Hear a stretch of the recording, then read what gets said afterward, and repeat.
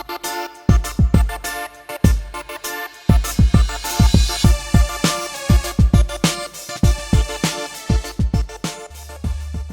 guys, Enzo Flojo here, and this is the Mabuhay Basketball Podcast, the only show that brings you the latest scoop on everything basketball here in the Philippines.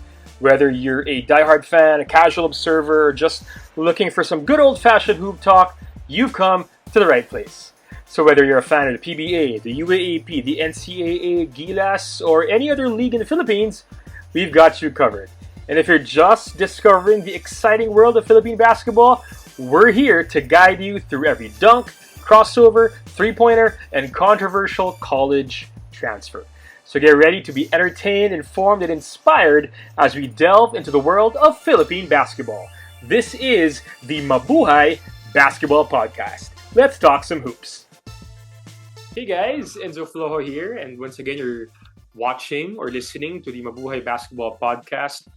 In today's episode, we're going to talk about whether the idea of amateurism in sports, at least here in the Philippines, and specifically in leagues like the UAAP and NCAA, whether it's already actually outdated or maybe even dead. No? Of course, this is an offshoot of all the recent series of player movements, player commitments from high school to college, transferring from one college to another and all those things. No? As always, we will also spotlight some fan reactions to what's been happening all around us, to all these movements and all these issues and concerns na surrounding or connected to basically college basketball, college sports in general, no? Whether it's UAAP or NCAA here in the Philippines. No? Now, siguro let's begin by talking about amateurism itself. Now, remember, in the early days of sports or modern sports, whatever you want to call it, no? When you say amateur or amateurism, ibig sabihin kasi nito, it was seen as a way of making sure that you play because you love the sport, you play because you loved representing your barangay, your school, your subdivision, your country, so to speak. No, you played for those ideals or principles, no. Because you love the sport, you're passionate about it, because you loved representing a community or a group of people, and not necessarily because you were getting a lot of perks or benefits or you're getting paid to play that sport. Okay, it was seen as a way to kind of ensure also that there was fair play and to kind of prevent commercialization or exploitation, no, of athletes or the community itself. All right, now, athletes who received payment for their participation, syempre, were considered professionals already, okay? And there were even some competitions where professionals were not allowed to participate or to compete, no? And I think for a while, even the Olympics was like this. That's why before 1992, of course, was the year that we saw the Dream Team, no? The NBA Dream Team featuring Michael Jordan, Magic Johnson, Larry Bird. That was the first time that actual NBA players were allowed to play in the Olympics. Because before that time, the Olympics was, I think, almost exclusively amateur in nature already. No? However, yun nga, eventually, gradually, I think starting from the 90s up until today, no, this model of just being purely amateur, it began to kind of fade or break down or recede into the background because sports became more popular. It became parang mas naging central siya sa culture, sa fabric, sa mindset ng mga tao. And because of that, in our world, diba, the more popular something becomes, the more commercial value or financial value it gains as well. No? And hindi na naka-escape dyan ng sports. The more popular athletes became, parang lumaki yung potential nila to actually earn a living from that sport already. No? And of course, eventually, if you're a high-level athlete, you spend hours and hours each day to train to get better at your craft. Okay? And by being very good at your craft, you actually empower and inspire the people around you or people all over the world, parang hindi mo na rin maikakaila na kailangan nilang ma-compensate, no, for the time and effort and level of skill that they put into that sport. I think that's only fair, to be quite honest, diba? Now, the concept of amateur sports or amateurism in sports, no, it really evolved over time, no? And right now, honestly, it's kind of been replaced already by professionalization or commercialization. No? Maybe not full, but to a certain extent, diba? We see that in college sports here in the country. We've seen that in college sports in other countries like the United States as well, no? Where they have NIL deals. No? I don't want to get into the nitty-gritty of that, but basically, before kasi, diba, if you're a college student athlete in the States, talaga absolutely bawal tumanggap na, I think, even endorsements or deals left and right. No? But now, they can actually earn from their image and likeness. No? All right, now, amateurism still kind of exists in some sports and in some levels of competition, but hindi na siya yung dominant model, diba? Today, many sports are dominated by professional athletes, diba?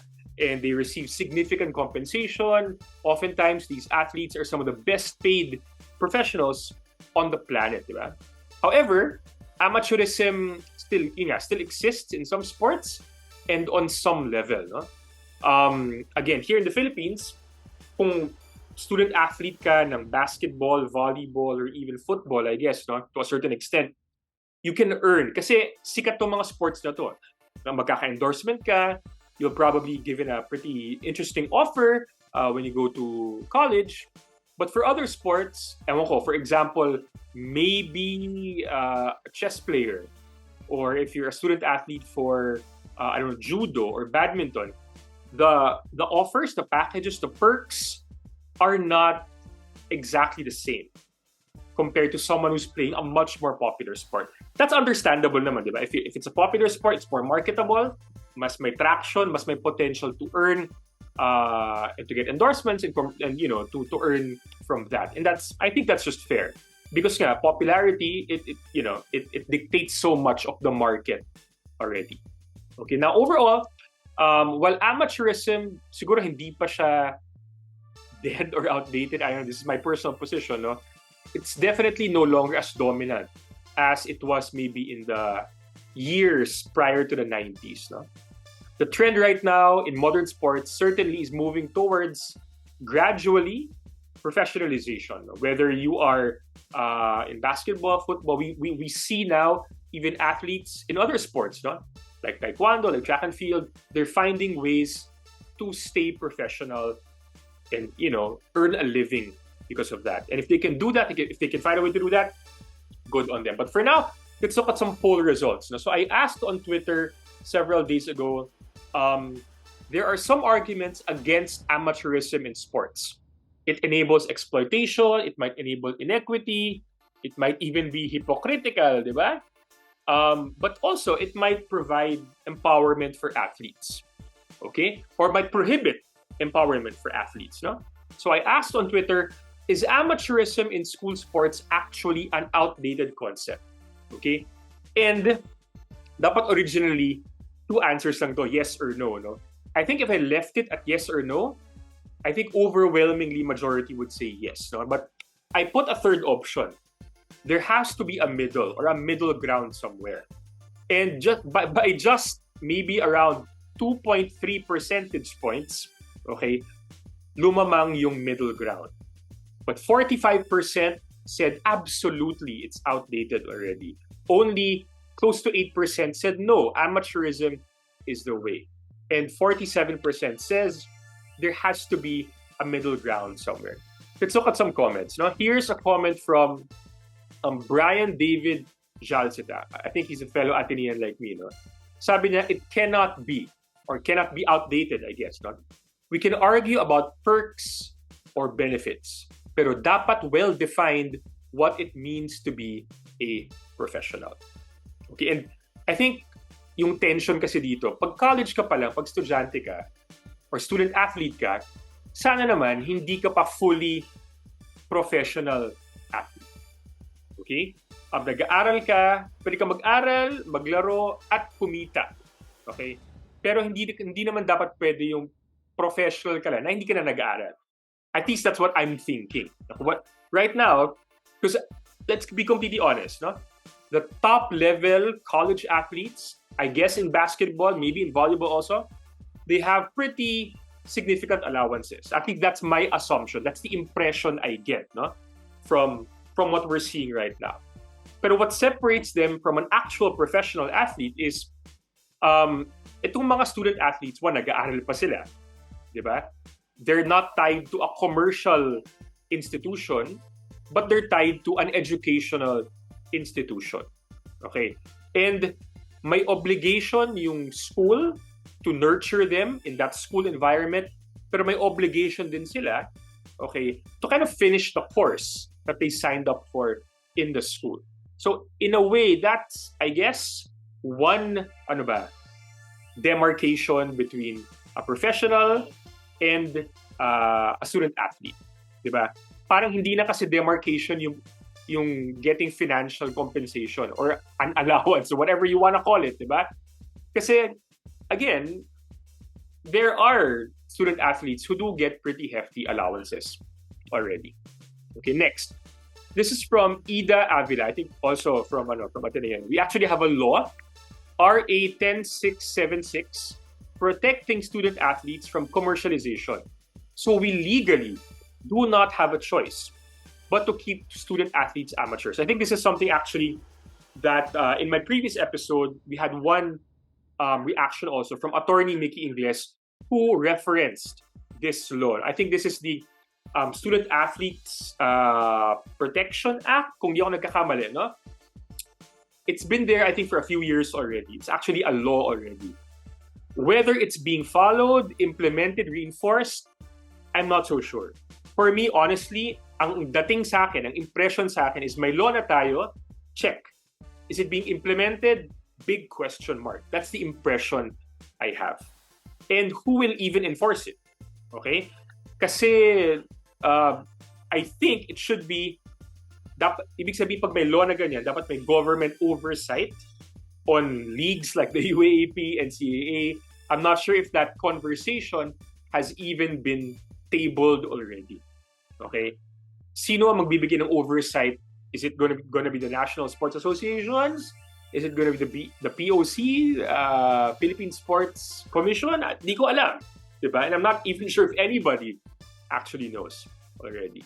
Okay, so absent of that implementation and enforcement capability or step, I think right now, even if may batas na, hindi ko alam kung may pangil yung batas na yan or nararamdaman ba natin yung weight or effect ng batas na yan. Okay, and this is from Coach Russell Raipon. He's actually a Filipino-American who's right now based in the Philippines.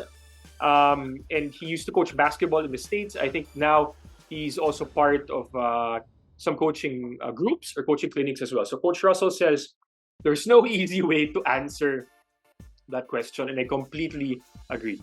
It's not a cut and dry, simple issue when we talk about amateurism in sports. And in fact, siguro in my future guests on this podcast, that's one thing I really want to pick their brains about. Okay?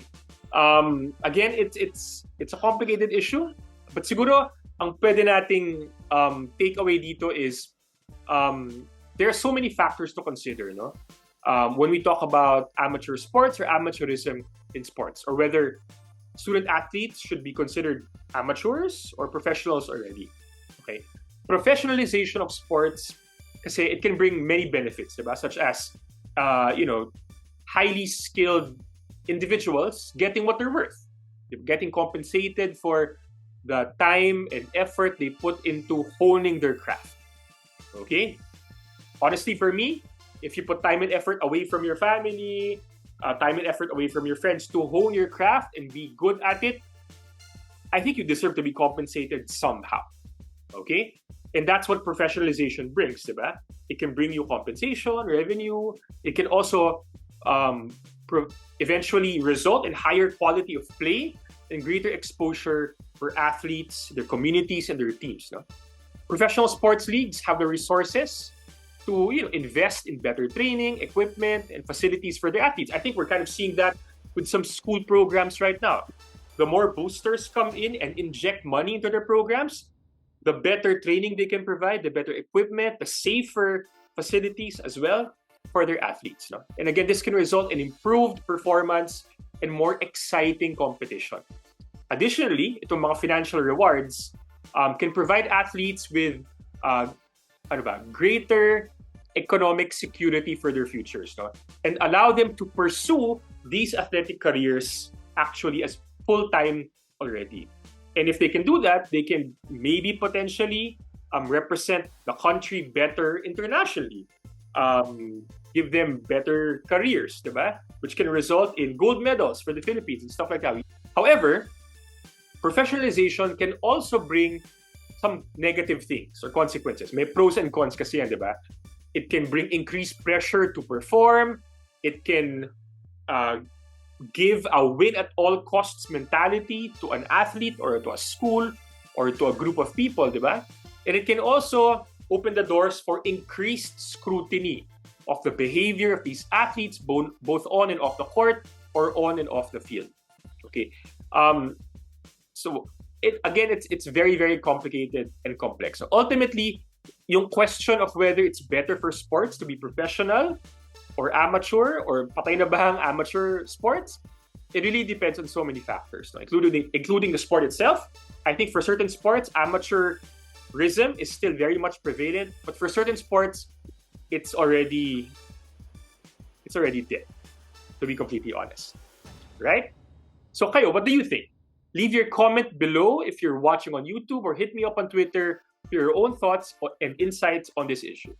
Now, building on this issue in this episode, we'll continue to discuss other questions moving forward. Okay, for example, should student athletes publicly announce where they're going for college only after graduation or only after they pass the entrance test of that school or that college? What do you guys think? Okay, as always, we'll spotlight some fan comments on these very big issues. That episode drops tomorrow, so watch out for that. Mabuhay ang Philippine basketball. Mabuhay tayong lahat. Again, thanks for tuning in to this episode of the Mabuhay Basketball Podcast. We hope you enjoyed listening as much as we enjoyed creating it. So don't forget to follow, like, and subscribe so you never miss an episode. Also, feel free to leave a comment because we love that engagement. And who knows, maybe your comment might be featured next. You can also read my stuff on clutchpoints.com, Tiebreaker Times, and of course, FIBA.basketball. Follow me on Twitter at Hoopnut or Instagram at The Hoopnut for more content and updates. Until next time, keep betting on yourself, shooting your shot, and seizing the moment. Mabuhay ang Philippine basketball.